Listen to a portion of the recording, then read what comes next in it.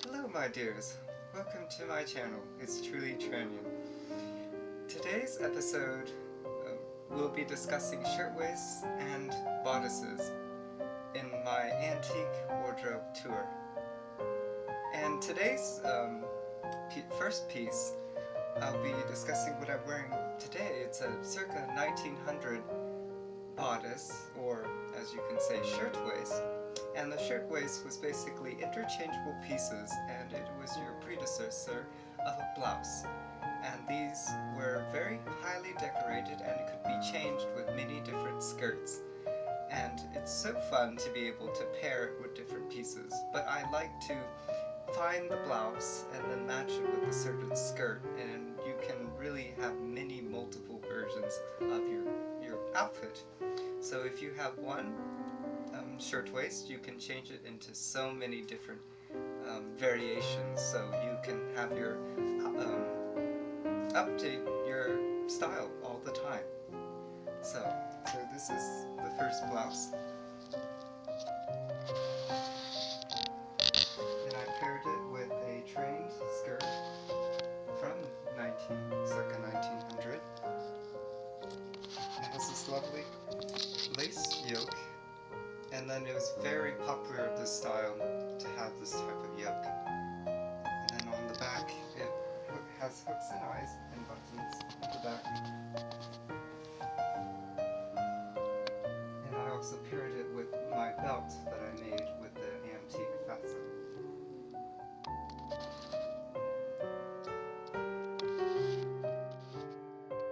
So this is another one of my favorite blouses. This is a absolutely gorgeous blouse. It has beautiful chrysanthemum motif, and it has beautiful white work.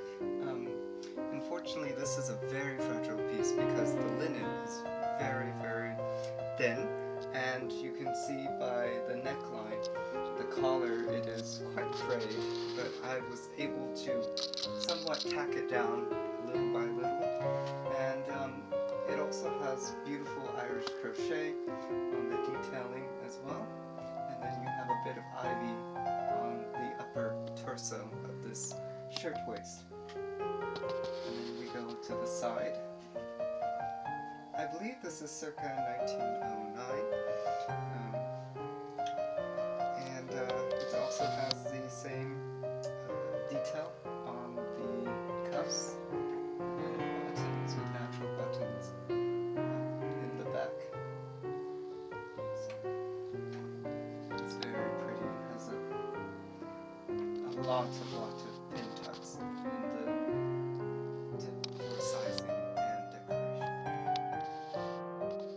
The next blouse or shirtwaist. This is one of my other favorite pieces. I hardly wear this one, but I believe that it was worn at a birthday event, and this is a circa 1912. It has the asymmetrical fastening on the side with natural bone shell buttons, and it absolutely is very adorable with the simple but very, I guess you would say, masculine style. Military, actually, because this kind of fastening was very much in the military side. A lot of gowns in this period became more masculine with the styling, because men were starting to, well, we didn't go to war until around 1914, so the Great War, but it was always predated to the 1860s, that women's fashion had a very militant look in certain decades. But this one just reminds me of a more a suffragette, or a very up-to-date lady. So this blouse is around circa 1910 or circa 1915. By the silhouette, it is quite cropped, but also it has the sailor collar on the top, and you can see if I turn it to the back, it's a very cute silhouette. And this piece I had purchased it at the Antique Elegance show, hosted by Stephen Porterfield, and at the time I think it was Eileen. So I think it was my first purchase there, and it's absolutely adorable. I actually love the white work on this. It's so detailed. You can see the leaves have the tiny French knots, and as well as these mum-style flowers are very, very stitched, very precisely, and it is a very pretty piece. The insert lace this bobbin lace is still very fragile, so some of the pieces this lace has a bit frayed, but I probably will go in. And these are very simple, so women at this time were becoming more practical. Also, in 1910, the hobble skirt was becoming popular, so they had more emphasis on the top area, like a champagne flute, and then at the end of that time, it had the war crinoline, which was a bit more fuller, almost reminiscent of the new look. But so yes, that's this one.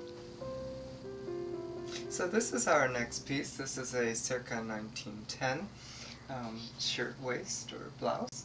So this basically, I had purchased this at a Antique Elegance show when Eileen hosted it. It was the second year, I believe, that I attended, and it was actually a cutter piece as well. It was in a scrap heap of fabric, and I had found it, and I decided to repair it. And basically, it has the geometric style of the Art Nouveau.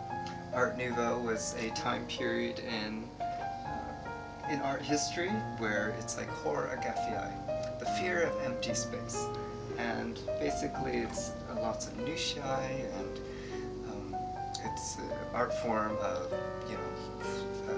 floral motifs and lots of life and nature and beauty.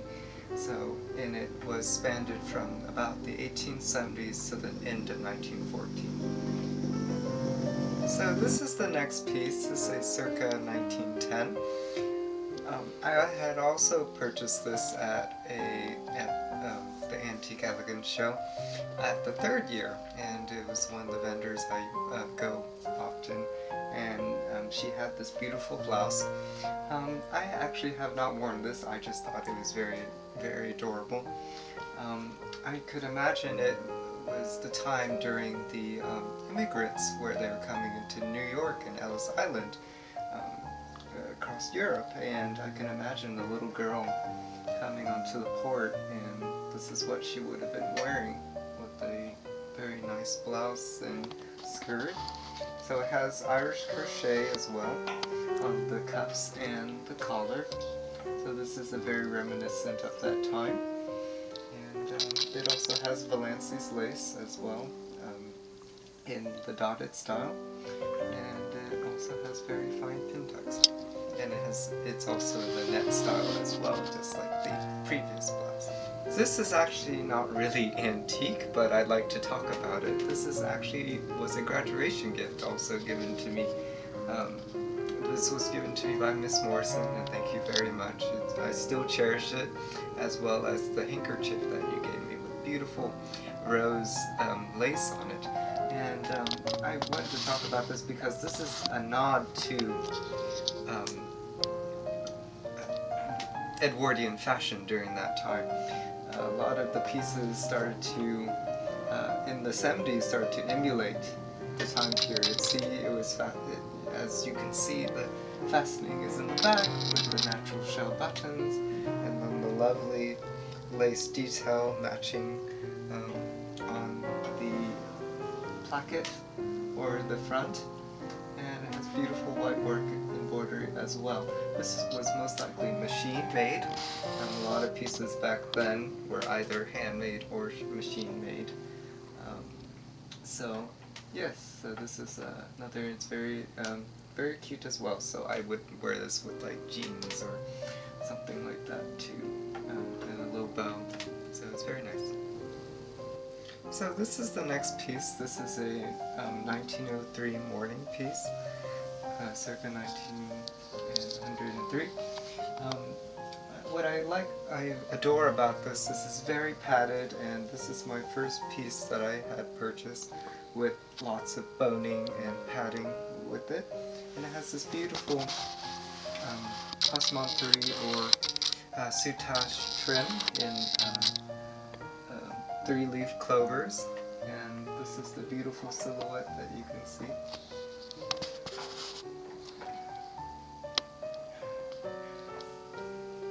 It's very beautiful. It has a very nice jet black satin, and it's definitely has that monobosom look, the powder pigeon. Also I like to show some details in the inside. So it does have a collar that is detachable, and then there's there's a lot of hooks and eyes, but we're only going to show you the inside. So basically this is the lining, and it has this very unique purple mauve and striped pattern inside. And then this is the salvage of this black satin. And then if you look inside even more, this is what the inside front looks like. And there's some other unusual details about this in the inside. It has the original boning all inside, so as you can see here. And then also some other interesting details that I have found is that in the back, turn it back, let's see if I can find it. If you would like to see more of this bodice inside, maybe if you would drop a comment if you would like to see more of the inside. But there's a hook. I can't really show it to you right now, but there's a hook that allows your skirt to stay on. Unfortunately, many skirts don't survive in the period because they go through a lot of wear and tear throughout the years, and they are not able to survive because of the many things that do happen to them. But I hope you enjoyed this episode with learning about the shirtwaists and some of my bodices. And if you'd like to view more of the original tea gown bodices, please drop a comment as well. But I hope you enjoyed this journey with me. Please subscribe, comment, and like. It'd be so very appreciated. Thank you very much.